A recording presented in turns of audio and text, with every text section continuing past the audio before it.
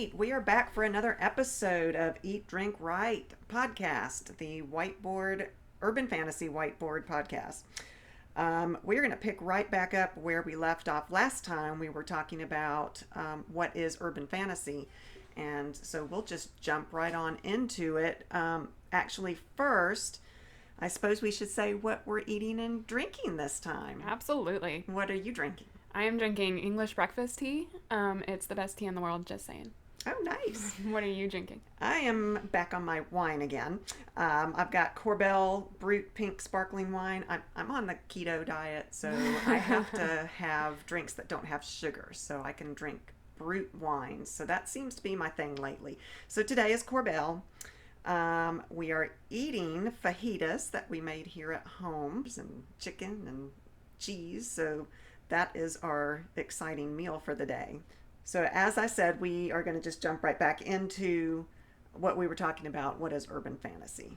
Do you want to hear more of what other authors Yeah. say? Let's see. I've got a whole bunch of them. And some of these authors I don't know, like Maurice Broaddus, Broaddus.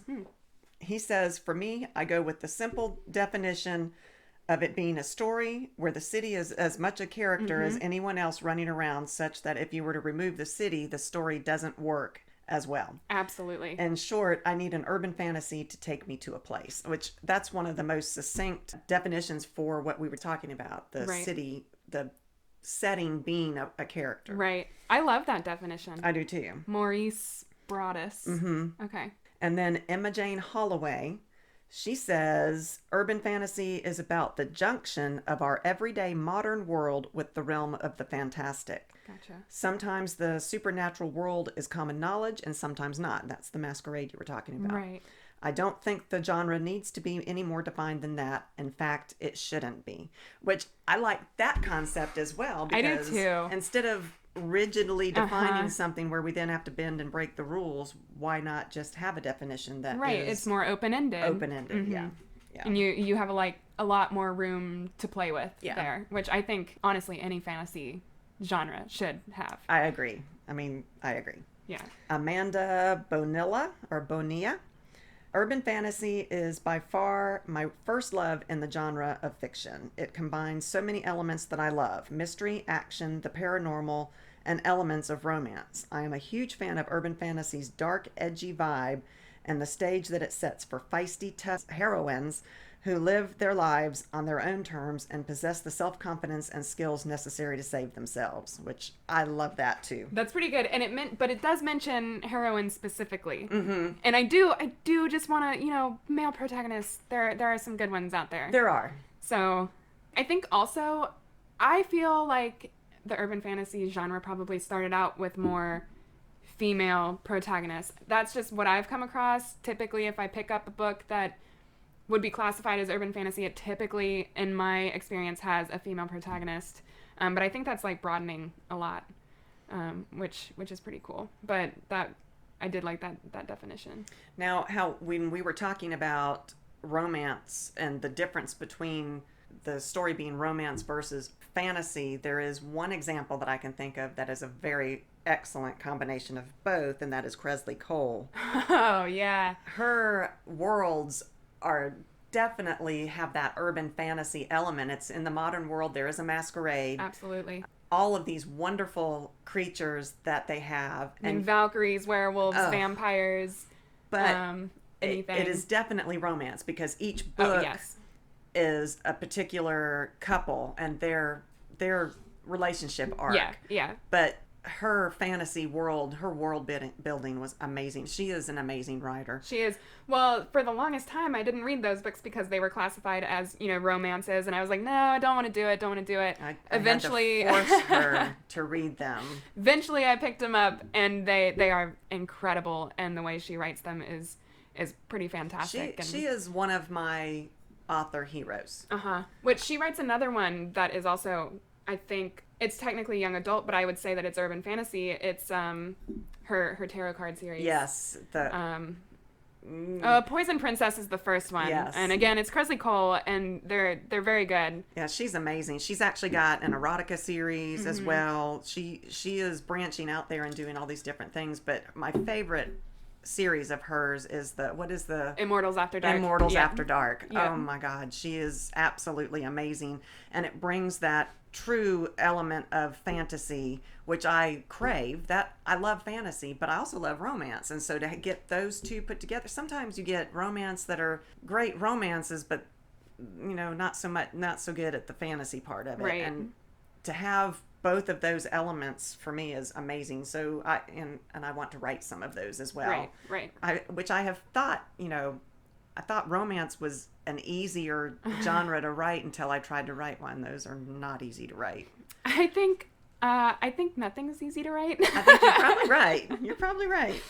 I think it takes a lot of determination and willpower just to write anything. What I have found, like my story that we were talking about, that we don't know if it's urban fantasy or not because she goes into this other world, romance ended up an integral part of that story. I did not plan it. It was not a romance. Right. It just happened. So I think romance is a strong element of urban fantasy, or it can be. It doesn't even have to be. Right. But in that particular one, that romance came on its own accord. My characters fell in love with each other, but it was more about the fantasy when I started writing it. So, romance can find its way into any kind of Absolutely. work, I think. And, I've read things where it says that romance should find its way into everything. Like, every story should have an element of romance, which I don't necessarily agree with. There are some stories out there that they don't need romance. I agree. And they shouldn't necessarily have romance. But I think it does count as a trait in an urban fantasy. I think there usually is a romantic interest for the main character. I mean, that's real life. We're human. We have romantic interests. We Right. are all about other people. Right. Relationship arcs are huge and important, I think, in any kind of writing, whether it's, anything, whether it's sci-fi, fantasy, or normal, streamlined writing. I agree. I think that's, the chick flicks that are out there. There's a place for that. Yep. No, I agree completely. All right, let's see. I have R.S. Belcher. And R.S. Belcher says, I enjoy and respect urban fantasy precisely for the reasons many literary snobs poo-poo on the genre. Wow. Urban fantasy and its inbred mutant cousin with a chainsaw horror Oh my goodness. meet the reader on their own terms in their own world, and that heightens the surreal experience of adding supernatural elements to the story and adds to the reader's immersion into the writer's world. Well, he was very aggressive. Yeah, I don't know if RS is male or female. They were very aggressive. Which that brings in horror too. I mean, just because we're talking about urban fantasy, which does tend to use a lot of urban fantasy, werewolves and monsters and that kind of thing, that doesn't mean they're horror either. That's Right. an entirely different genre as well. Right, yeah. But there can be elements of horror in urban fantasy. I agree with that. Yeah. I think like you said, when you were going through that list of subsets of urban fantasy, I think urban fantasy more encapsulates a lot of those traits. Like you said, romance and horror, and what else do you have there? Literary, mystery, mythological, police department. Right. Post-apocalyptical science. Space. I don't know about the space one. I'm a little skeptical about the space one. Yeah, but how do you set a space urban fantasy? I mean, I guess it depends on how far you want to stretch Well, urban fantasy. if you consider a spaceship to be a city, that's and a lot That's of an those extremely- sci-fi books do deal with good point.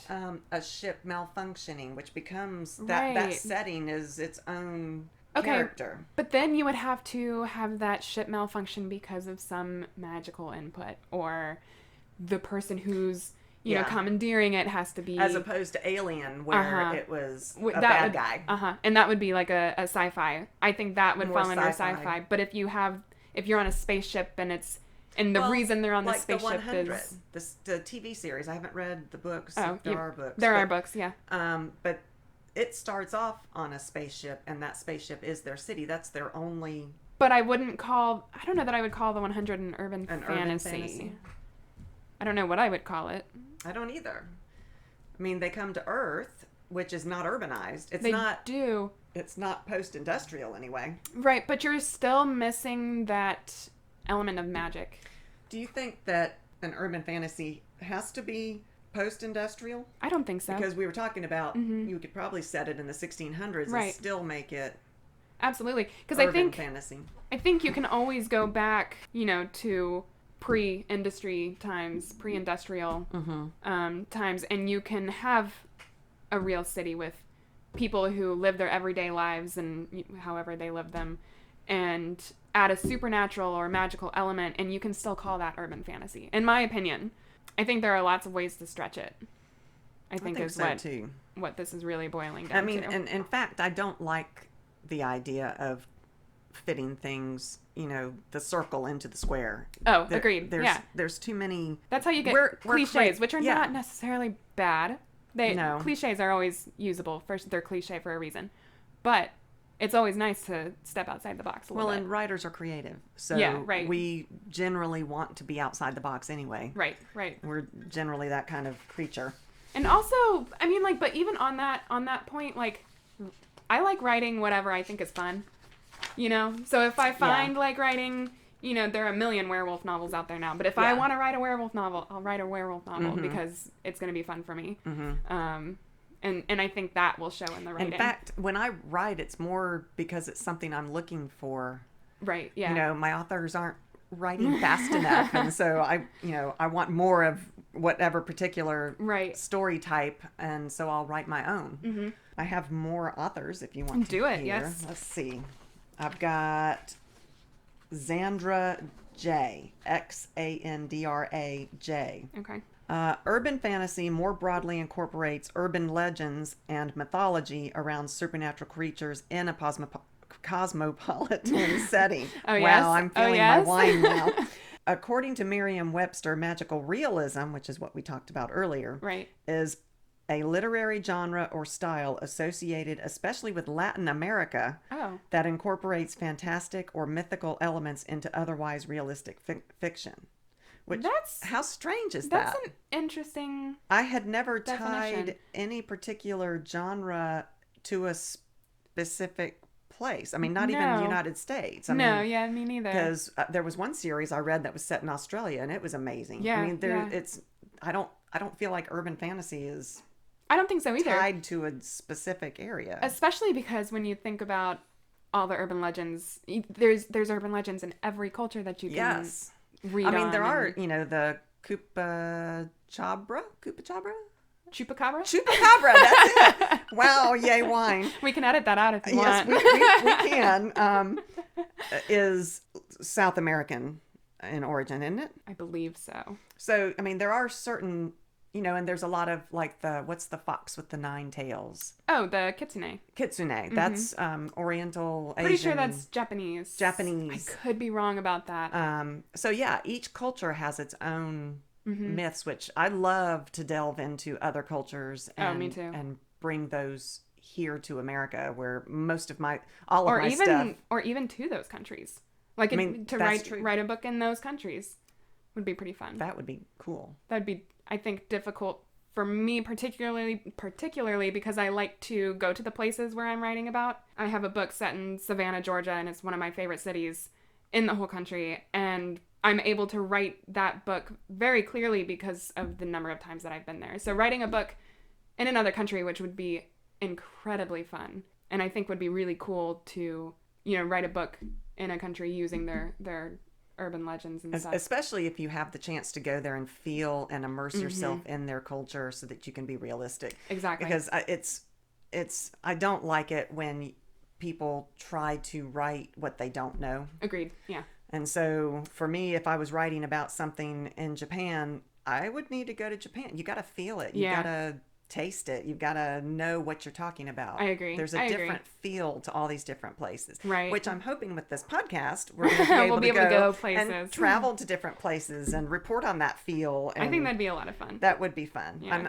Maybe Savannah would be a wonderful trip. I think we should go there all the time. I think so too. Let's see. What else have I got? I think that might be all of the ones. Here's one.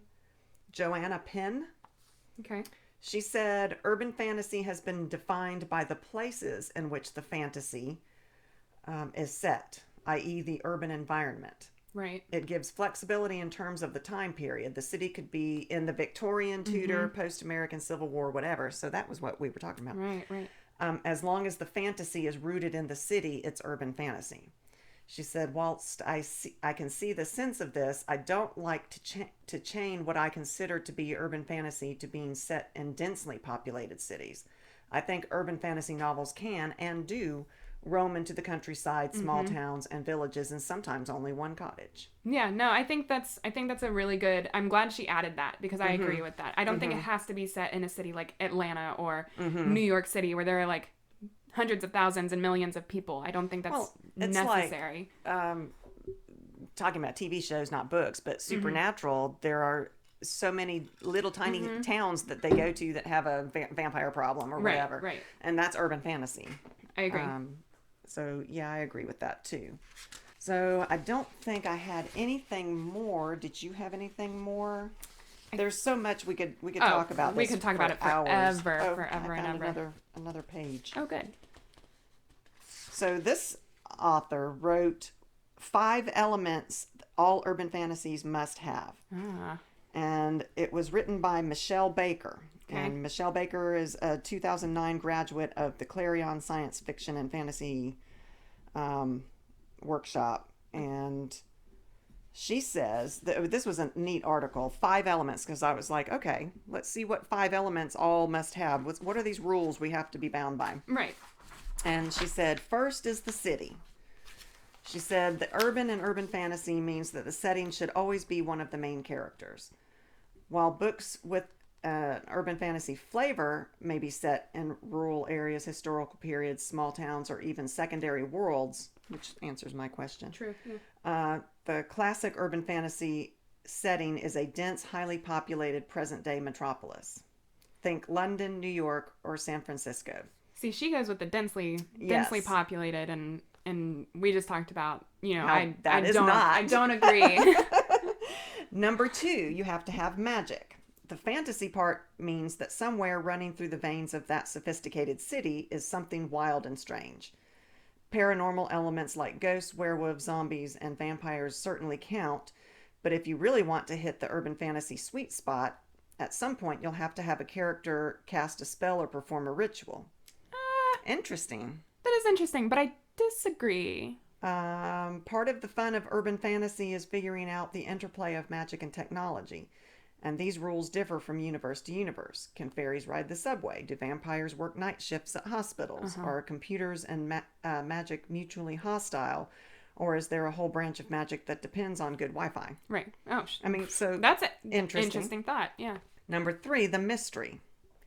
Fans of urban fantasy love a good whodunit. And for this reason, many of the most successful urban fantasies prominently... Wow, I'm having trouble here. How's that wine? It's really good. Prominently feature law enforcement, private detectives, crime scenes, and life or death suspense. Now, that's true. I have noticed that a lot of books that we read, the female protagonist is some kind of law enforcement or an investigator or, Yeah, a private investigator is a big one that's I see almost a lot. Becoming cliche. Yep. Oh, I would say it's already. It already is cliche. She said there's lots of room to define what a mystery might be, especially in a world that incorporates laws beyond the ordinary, which is true. She said it's usually not enough in an urban fantasy for your protagonist to have a strong driving goal.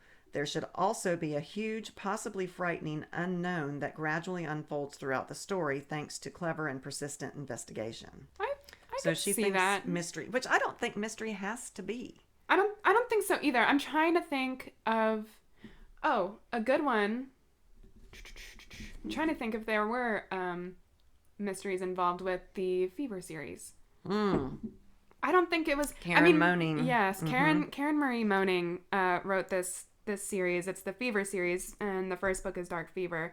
But I guess she has mystery in it. I think it started with the mystery. Who Oh, killed her you're sister? so right. Yeah. You're so right. You're absolutely Yeah. correct. There is mystery in this. Okay. No, yeah, I was trying to think of examples that don't have mystery, and that one, yeah, no, that one it's a complete. I mean, it's like my book that goes into the other world doesn't seem to have a mystery except for she finds things out. She's not intentionally investigating. Right. There's not a crime that she's trying to solve, but as things unfold, she finds out that there are things that are a mystery that she didn't know. Right. So it's not a typical mystery, but there is mystery. True. But I mean, I feel like you could argue every story has a mystery. I mean, that's true. So. That's true. Well, let's go on to number 4. All right. Number 4 is the point of view.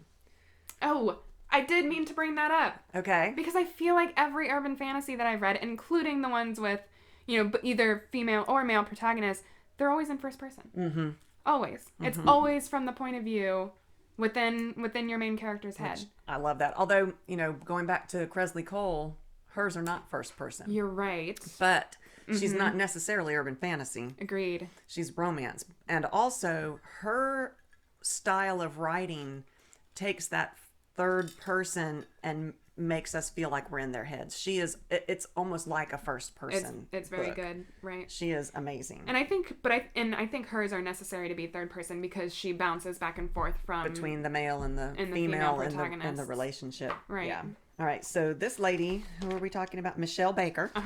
She says number 4 is the point of view. And she said, there's a reason that first-person point of view is so popular in urban fantasy, and it isn't just the genre's cozy relationship with the noir. One of the traditions of urban fantasy is that it is intensely character-driven, profoundly affected, and even warped by the opinions of the protagonist. I completely agree with that. That's very, very true. As with its cousin, the mystery series, in urban fantasy, it's often the personality of the protagonist, the investigator, the misfit, the fearless confronter of the uncanny, that readers keep coming back for sequel after sequel. Even if you don't plan to write a series featuring the same character throughout, great attention should be paid to your main character's voice and mindset. Agreed. Is she at home in a pack of werewolves but lost on the corner of 5th and Main?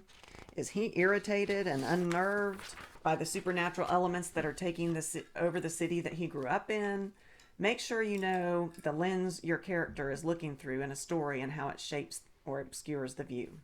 I mean, that's true. I mean, being first person, you are totally stuck with being in that one person's view of the world, whether it's right or wrong. Agreed, yeah. Whereas with the third person, we get to watch and we can say, oh, that character's so dumb, but we're totally skewed when we're in the first person, which I personally love first person books. Me too. Agreed. I've written both, and I think I like first person better than third person. I've always written first person. Almost always. I've written like short stories here and there that have been third person, and it always feels foreign to me.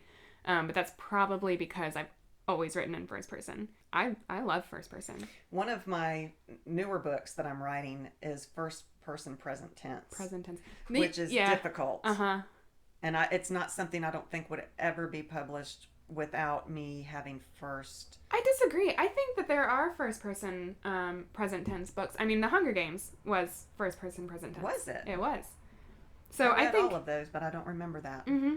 Yeah, they were first. I'm pretty sure, or at least they were for part of them. It's been a hot second since I read them too. Mm-hmm. But yeah, no, I think that's a style that would be accepted. I don't think that would be an issue with a publisher. It's not normal. Well, it's not the majority, sure. But I don't think it would be an immediate turn away for agents. It's very fun to write. I'm enjoying it immensely. I feel like I would always slip into... I'm going to need your help editing because I know that I do slip back into third person. Right. Or first person past tense. Right. Which is what we're trained. Right. To write. Okay, so number 5, her 5th element that she said you have to have in urban fantasy novels is the sizzle. Is this a romance thing? Apparently. Last but not least, urban fantasy is sexy. Oh, okay.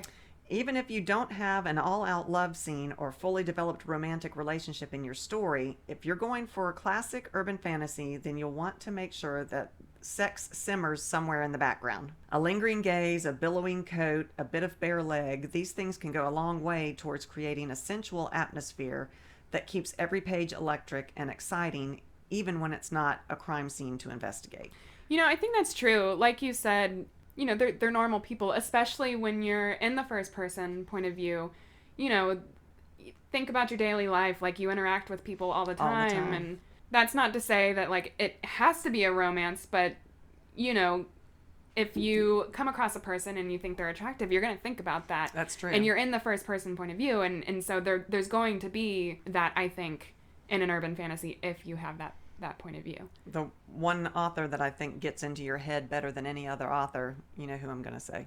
Go for it. Stephen King. Oh, right. Oh my God. He is uncanny with how people think in their inner thoughts. Mm-hmm. And being a first person writer, I wish that I had Stephen King's talent to be able to go into my character's head and portray it like he does, but he's one of a kind, honestly. Yeah.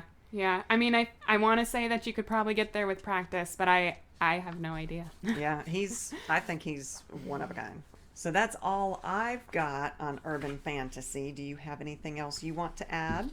I think we've gone through all my notes, but I did have some questions that I think would be fun to end on, just for both of us. Okay. What makes your books urban fantasy? My books in particular? Yep, your books specifically.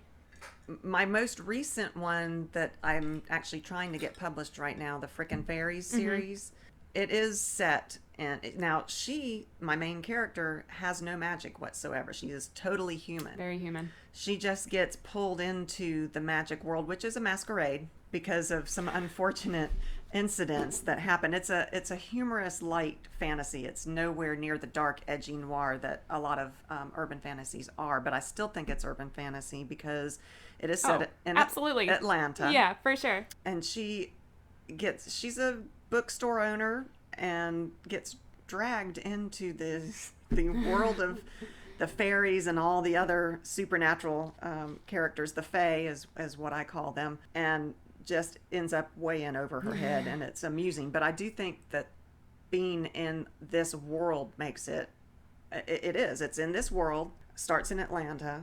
There is magic, there are rules to the magic, there are magical creatures. So it has, let's see if it has these five, what were the five things I just read? The 5 elements. Let's see. Number 1 was the city. So yeah, it starts definitely in Atlanta. Number 2 is the magic, which I've got fairies and elves, you got and a mishmash of things. All kinds of magical creatures. The mystery, which there is a mystery for sure. in this one. She starts off trying to help the fairies who are being hunted and to be put to death over this stolen artifact. So that's definitely a mystery. The point of view is first person. And the sizzle, there is definitely romance in this. The elf who comes to help her ends up owning her, and so so there is romance in it as well. So I think I've hit all 5 on that one. That's my newest book that's complete. Definitely. What about yours? What makes my books urban fantasy? Yeah, which one? So the one that I'm currently writing is that trickster one that I was talking about, and it's set in Savannah, Georgia. So you got the city. Ooh, that city has so much character. It's got so much history. It's so fun to bring that into writing. It's so neat to play with that. The main character is herself a trickster, so she can cast illusions. And before the book starts, it was a masquerade, and it no longer is because of my main character. Interesting. And so she thinks that she is the only one because she outed magic, and then no one else stepped forward with it. So she was caught on camera and all this kind of stuff, and there's basically no way that it could have been a hoax to the rest of the world. So it's outed. And then someone else comes to town and does something with magic that makes it clear she's not the only one anymore. So that gives me chills. It's really fun to write. It's a lot of fun to write. I can't wait to read that one. I need 20,000 more words on it. But I'm getting there, and it's a lot of fun. What were the 5? So the city, you got Savannah. Got my city. The magic, you've got Definitely the illusion. got the magic. The mystery. I think the mystery is it's not a mystery as in like a whodunit, but I think, she doesn't know anything about other people with magic. She didn't know that any existed until... Yeah, magic itself is the mystery to your character. Right. Yeah. So I think there's a mystery, but it's not like a traditional mystery. But it does have detectives and cops and stuff in it. So But your main is that character element. is not. She a is not. detective? She owns a Okay. restaurant. So Oh, neat. Yep. Oh, in Savannah, I want to go eat there. So good. Point of view. First person, definitely, Okay. 100%. All right, the sizzle. Oh, there is Sizzle. She has herself a character, so let's just leave it at there's Sizzle. Okay, very good. I like that question. Yeah. My next question is, why do you like to write urban fantasy? Which I feel like we might have covered. I think through our talking. Honestly, I like to write everything. I've written short stories. I've written poems. I've written high fantasy. Mm-hmm. My very first book was high fantasy, which I wrote it. It might have been 30 years ago, but who's counting? No. It was just like 10. Just Yeah, 10. yeah. I want to go, and actually, it's talking to me right now. Mm-hmm. I think I'm going to dust it off and work on it because.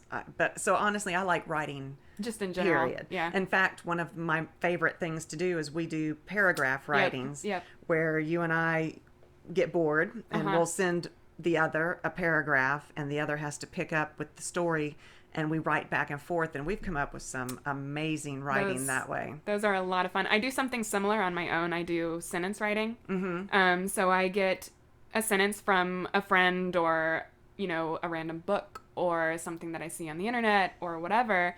And then with that one sentence, I have to write a one-page story. And I have to use that... beginning, middle, end on one page? Yeah. Oh, wow. So, we'll probably talk about this later in the podcast, but every scene in a novel has like a 3-act structure. Mm-hmm. So kind of like that. So it's kind of... I get a picture of a scene. Oh, a scene. Okay. And it has like a beginning, a middle, and an end. Okay. So not necessarily a full story. Not a full story, but you get kind of this flash picture. And I have to use that sentence somewhere in that page. And it's a lot of fun to do. So I think I generally like writing as well. But I have noticed that with those sentences, I always pull in some kind of supernatural element. Yeah. Whether it's fantasy or whether it's urban fantasy, I always bring in some kind of magic. And I can't seem to help myself. The straight chick flick thing, I just don't know that I want to write that. It doesn't interest me. Yeah. My husband, or your father, is very much into the chick flick thing. And, right. My favorite date night is let's go action, adventure, sci-fi, fantasy. And, so I don't know that I probably could write those other genres. I just really, really enjoy fantasy. Agreed. I agree. And I do like urban fantasy in particular because it does, we all grow up in this world. Mm-hmm. We all see elements of it. We all grow up in, places that are familiar to us and that we can point out whether we see it on TV. And I love the pop culture reference. Oh, that's a good fantasy. point too. Yeah. I just think it's hilarious. Like Notre Dame burning down, it's a horrible thing that Notre Dame burned down, but it fit right in with my fairies. And my fairies caused it. It's just the rest of the world doesn't know that. So I love pop culture, which is very strong in urban fantasy. Agreed. Yeah. Yeah. No, I think it's a lot of fun. But those were my 2 questions that I had, which I thought was a good way to kind of end it. All right. Well, this was a lot of fun. We plan to do these weekly. Next time, we will start talking about character development, and there is absolutely so many things to talk about with characters. We could talk about it forever. Forever. I think. So at least the next episode for sure will be about character development. We are looking forward to this. This has been so much fun. Hopefully we'll be eating and drinking fun things, and we'll tell you all about it, and maybe eating and drinking in fun places. So again, I want to tell you all what our social media is. Our Facebook is at Eat, Drink, Write Podcast. Our Instagram is Eat, Drink, Write Podcast with a period in between each word. And we have a Patreon. It's at patreon.com. That's Patreon, facebook.com/EDW podcast. So come check us out, come follow us. We would love it. And we will see you next week. Thanks, guys.